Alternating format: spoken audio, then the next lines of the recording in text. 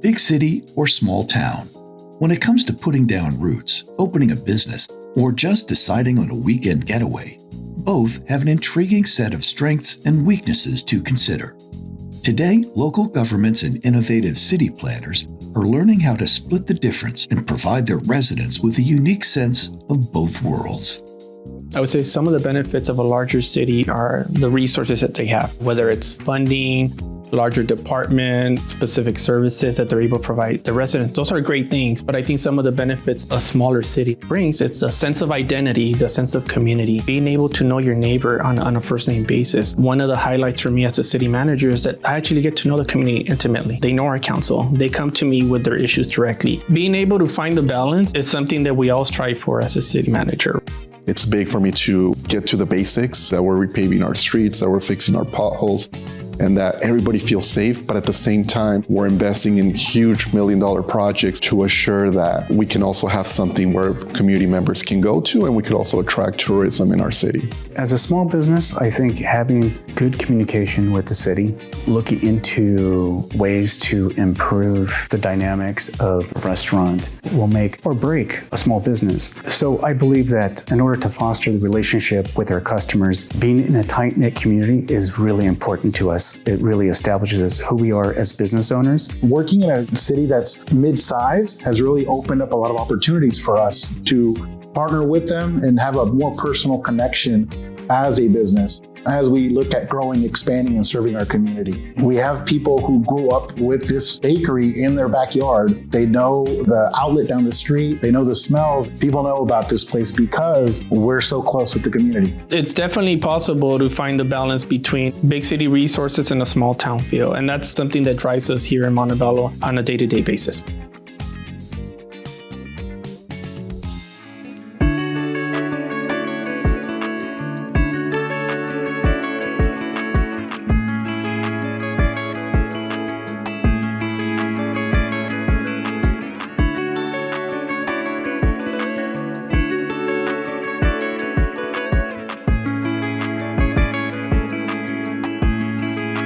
The Battle of Rio San Gabriel was actually something that happened in the city of Montebello, really led to the development of California. Historically, we're bound to the United States on many levels. I don't think you can tell the story of Montebello without being able to tell the story of the American dream. Home ownership, good schools, good parks, a safe community. I grew up here. I lived here for well over 35 years. People see me grow from a teenager to be the city manager. I was able to give back to the community that helped shape me into the person I am. It's a blessing. Montebello is a special place because it's a diverse community. I have to share a conversation that I had with one of our constituents here in the city, and she mentioned change is not always progress. And that's always stuck with me because as somebody that wants to really make an impact and a change in the community and bring new attractions like Topgolf or bring in businesses like Boulevard Market, we also have to take in mind that we don't impact the community too much so people don't feel like they're being pushed out. So we need to ensure that we're taking care and preserving those places that make Montebello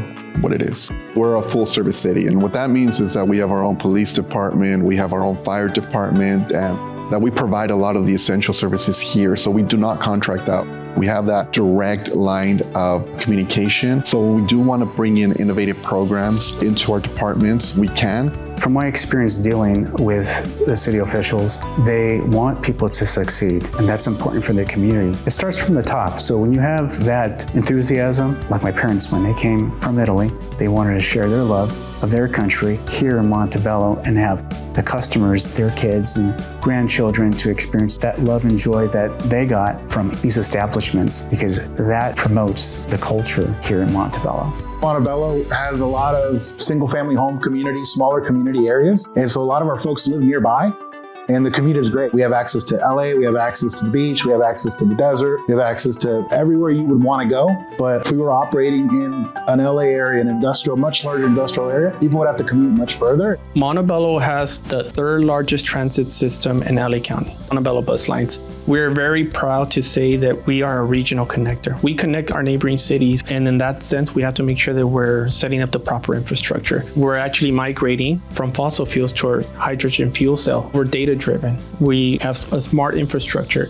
We're actually one of the first cities in California to fully immerse AI into day-to-day operation. I moved here from a different part of the state, and part of moving here for me was the community that we're in. It does matter. When you're attracting talent, you're retaining talent. They have to have a place to stay that they feel safe, that they feel like they're invited and part of that community. And so we see the benefits of that as a company, and our folks, as well as me, see the benefit of that as an individual. We have the largest bakery in the Western United States, based here in Montebello. Although we're really proud of having a national footprint and having our brands available to everyone across the country, what makes it special to us is that we're not just a business, but we're part of that community, and that feels really good.